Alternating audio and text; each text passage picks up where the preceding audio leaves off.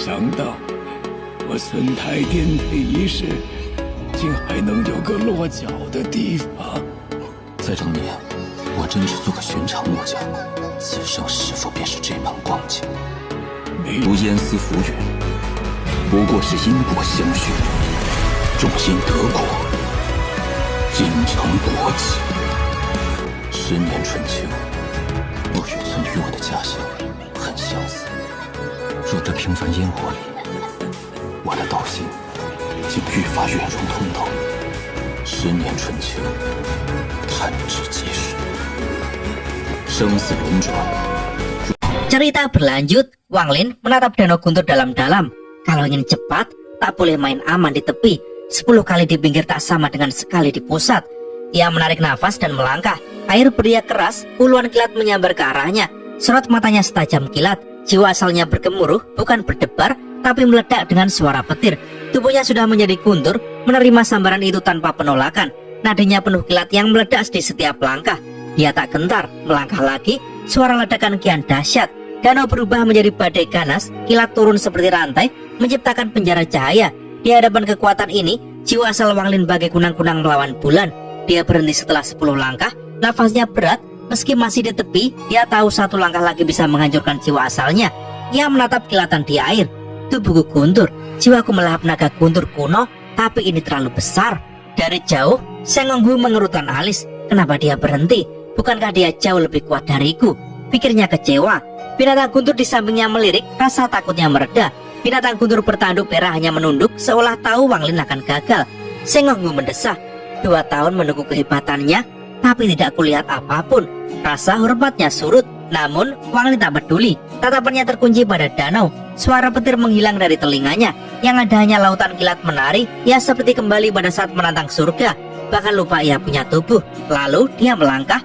Langkah ringan seperti pulang ke rumah. Kilat muncul tepat di bawah kaki. Sengonghu terpaku. Binatang guntur mendongak, bubulnya menyempit. Wang Lin melangkah lagi dan lagi. Setiap langkah disambut kilat. 1 langkah, 2, 3. Kilat menopangnya seolah menuntun. Sengonghu gemetar. Ini bukan kebetulan. Danau ini menyambut dia. Rasa hormatnya kembali. Binatang guntur di dekatnya mendengus berat. Matanya bersinar kagum. Dia paham lebih dalam. Setiap langkah Wang Lin mendarat tepat di nadi guntur danau itu. Binatang guntur bertanduk perak mendongak cepat. Matanya melebar ngeri. Tubuhnya gemetar seolah ingatan kuno dalam darahnya bangkit. Wang Lin tenggelam dalam pencerahan. Langkahnya cepat. Hanya bayangan samar tertinggal. Tiap kali kakinya turun, guntur muncul. Kilat membungkus tubuhnya. Badai mengamuk, tapi dia tetap tenang bagai kapal di tengah badai. Sengonghu membisu. Ini mantra guntur sejati. Jantungnya berdebar keras. Binatang guntur di sampingnya gemetar hebat. Kalau Wang Lin memerintah, mungkin dia akan menyerang tuannya sendiri. Binatang guntur bertanduk perak menatap Wang Lin ketakutan. Dalam darahnya, warisan purba berbisik ngeri. Saat itu Wang Lin berhenti. Aura aneh lenyap seperti embun di sapu matahari. Nafasnya tersengal. Dia sadar sudah berdiri jauh di dalam danau. Guntur di sekitarnya lebih padat. Mustahil diukur dengan langkah manusia. Dia duduk perlahan, menyerap seutas petir. Tubuhnya bergetar hebat. Rasanya seperti disetrum kekuatan tak terukur. Tulangnya ngilu, jiwa asalnya seperti melambat di air kental. Sengonghu menatap penuh hormat. Dia hendak bermeditasi untuk menangkap pencerahan ini ketika alisnya berkerut. Tatapannya tajam ke sapu asteroid. Di sana, seberkas cahaya ungu melayang. Di atasnya berdiri seseorang dengan pedang kayu. Suara mengejek terdengar. Tempat ini ternyata benar-benar hidup. Di kejauhan, seberkas cahaya ungu menembus kegelapan asteroid. Sebuah pedang kayu ungu tua memancarkan aura dingin sengit. Setiap ayunannya meninggalkan jejak ungu seperti luka membara. Cahaya itu berhenti di luar danau guntur. Di atas pedang berdiri pria sekitar 30 tahun. Wajah bersih tanpa jenggot, tampan tapi bermata licik. Tatapan Phoenix yang feminim berkilat tajam. Jubah emas ungu berkibar pelan. Matanya langsung menembus ke arah Wang Lin. Begitu menatap Wang Lin, bubulnya mengecil tajam. Tubuhnya menegang, pori-porinya terbuka seperti disambar petir. Suasana berubah tegang. Ekspresi Sengonghu langsung suram. Binatang guntur di sampingnya menggeram, bulunya berdiri. Binatang guntur bertanduk perak menoleh malas ke pria itu. Matanya jijik, lalu kembali rebahan santai, membiarkan petir melilit tubuhnya seperti anak bermain pasir. Boneka penjaga di asteroid hanya diam seperti patung, tak peduli selama tuannya tak terancam. Sengonghu mendesis, Zhan Gongli. Pria itu menarik pandangan dari Wang Lin dengan hati-hati. Dia menduga Wang Lin menyembunyikan kultivasi menakutkan. Kalau dia bisa berdiri sejauh itu di danau guntur, ini tidak wajar. Tatapannya melirik binatang guntur dan boneka penjaga. Dua binatang guntur. Jangan-jangan dia utusan kuil guntur surgawi? Zhan Gongli tersenyum licik pada Seng Honghu. Oh, jadi kau Seng Honghu. Budidayamu kelihatan anjlok sekarang. Seng Honghu menengus dingin. Tempat ini bukan untukmu, pergilah. Zhan Gongli menaikkan alis tajam. Berani sekali kau usir aku. Kau kira ini tanah keluargamu? Seng Honghu tak basa-basi. Kalau kau tak pergi dalam 3 nafas, kau takkan pergi sama sekali. Kemarahan dingin terpancar. Mereka sudah lama saling benci. Dengan Wang Lin di sini, Seng Honghu berani menantang siapapun. Zhan Gongli melirik Wang Lin di danau, matanya menyipit. Kenapa dia begitu yakin? Luka Seng Honghu parah. Apa dia punya alasan lain? Apakah itu juniornya? 3 nafas berlalu.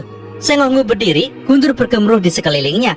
Binatang guntur setia langsung bangkit, menatap Wang Lin penuh hormat sebelum ikut tuannya. Tatapan binatang guntur itu membuat jantung Zhan Gongli berdegup keras. Hewan itu terlalu jujur untuk berbohong. Mata binatang guntur itu, apa yang sebenarnya kulihat? Zhan Gongli mundur perlahan tapi suaranya menggema.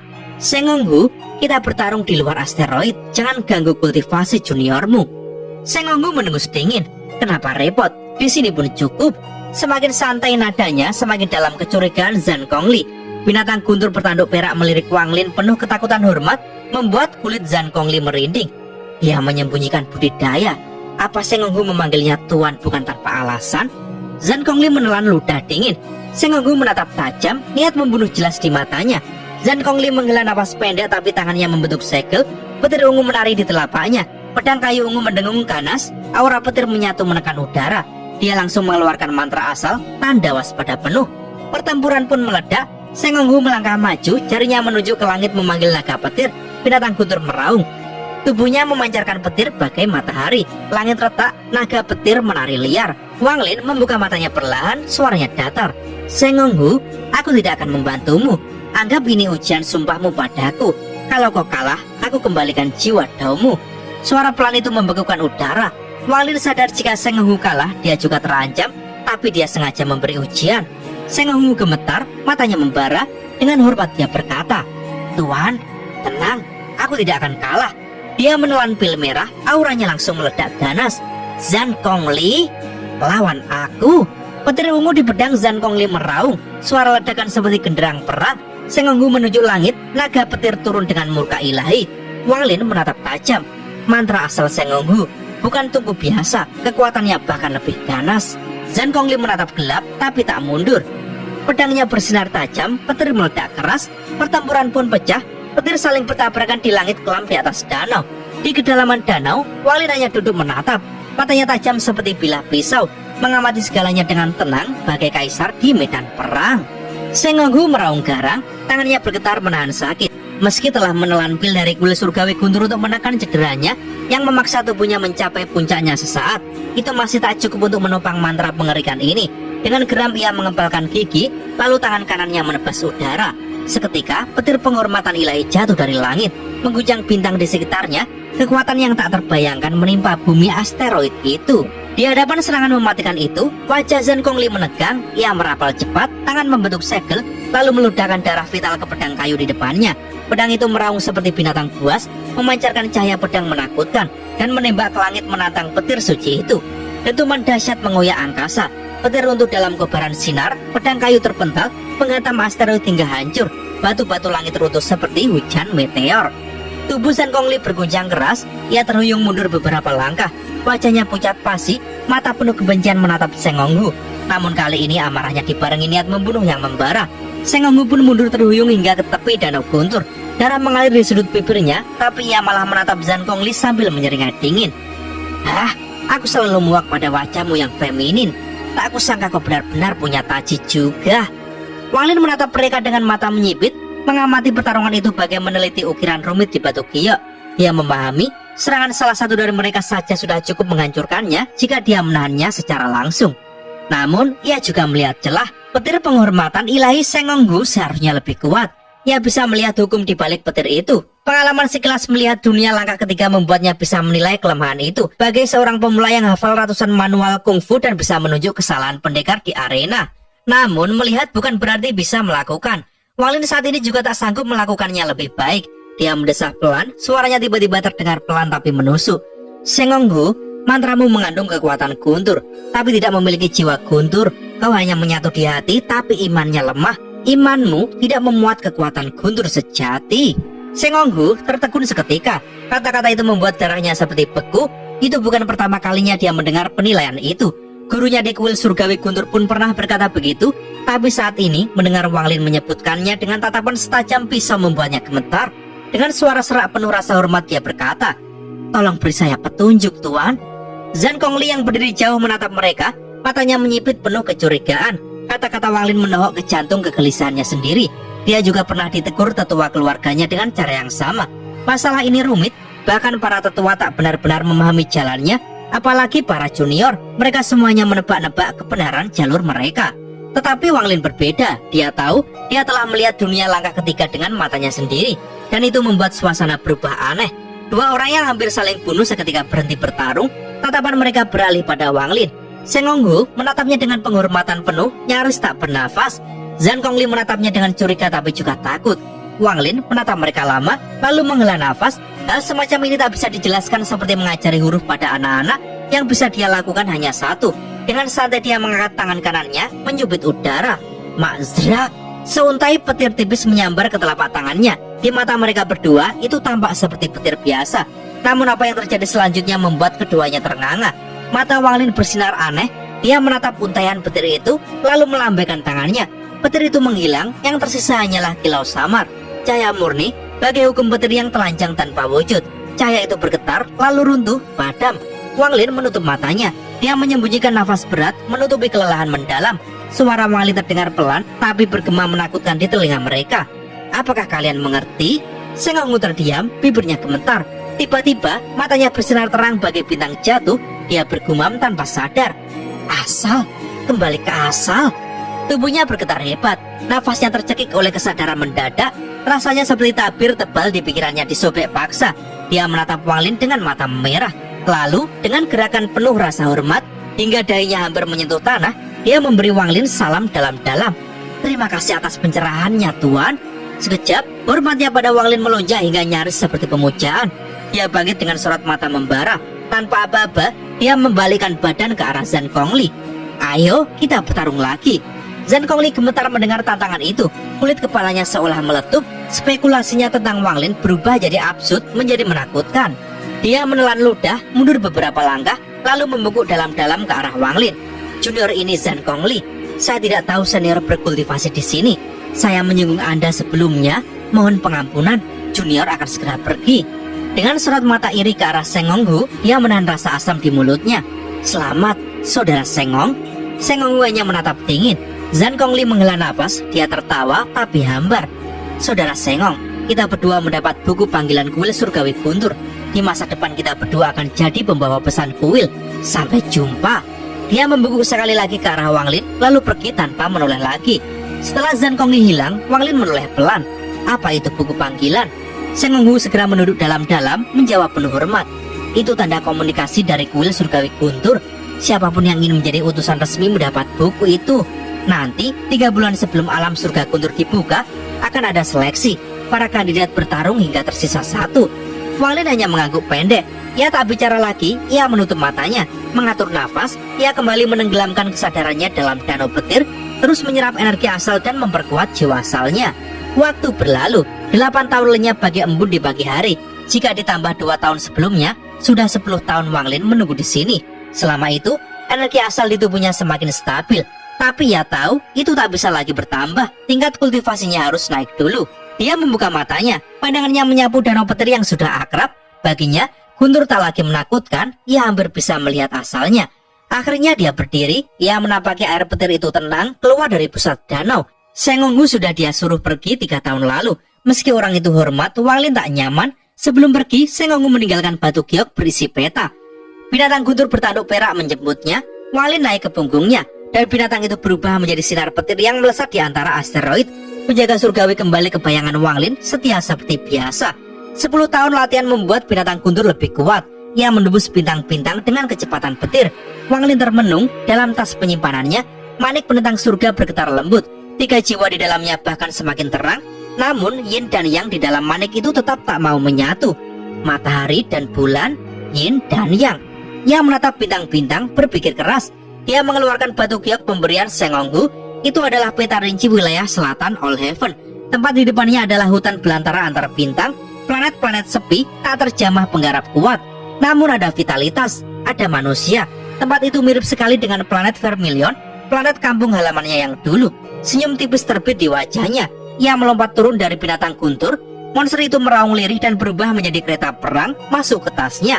Wang Lin melangkah menembus langit planet. Namun tiba-tiba wajahnya berubah dingin. Di dalam tasnya, sebuah pedang surgawi bergetar hebat memancarkan niat pedang kuno yang liar. Suara sombong bergema. Hah? Maksud pedang sialan? Kakek musuh akhirnya menaklukkanmu. Sekarang aku adalah roh pedang sejati. Aku badas, sangat buruk.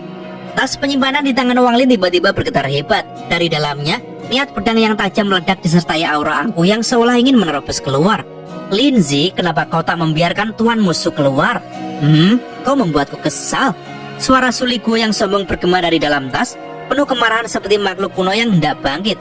Namun tepat saat energinya memuncak, mata Wang Lin tetap tenang. Dia menampar kantong itu dengan keras. Seketika suara Suligo melemah, niat pedang padatnya ditekan, tak bisa lagi menyebar. Si kecil Linzi, kau masih belum paham? Tuan ini bukan Suligo yang dulu. Tuan ini telah mewarisi niat pedang kuno. Sebelum Suligo sempat membawa lebih jauh, tangan Wang Lin membentuk segel dan menuding tas itu. Suara Suligo langsung terputus. Wang Lin mengerutkan kening dan berkata datar, berisik. Tanpa peduli lagi pada tas itu, Wang Lin menatap ke depan. Di sana, sebuah planet terbengkalai tampak membiru dari kejauhan. Sebagian besar permukaannya diliputi lautan. Kehidupan di planet itu begitu jelas, vitalitasnya terasa kuat, tanda adanya banyak manusia. Wang Lin melesat bagai meteor, menembus atmosfer tipis planet itu hingga muncul di langit. Melihat ke bawah, ia mengernyit. Tempat ini mengingatkannya pada planet Vermilion. Bukan bentuknya, tapi aura dan kesan yang ditimbulkan. Ia segera menyebarkan akal ilahi, memindai seluruh planet, hanya mendapati kultivator setingkat Nasken Soul. Bahkan tak ada satupun formasi jiwa. Setelah merenung singkat, Wang Lin tidak repot mencari tempat tersembunyi. Ia memilih langsung ke puncak tertinggi di planet itu, puncak Heng Yun. Puncak itu berada di planet Kingling. Meski energi spiritualnya tipis, pemandangannya spektakuler. Dikeliling kabut putih bagai gunung celestial. Banyak keluarga kultivator mendiami planet ini. Hampir setiap negara fana memiliki setidaknya 1 atau 2 klan kultivasi.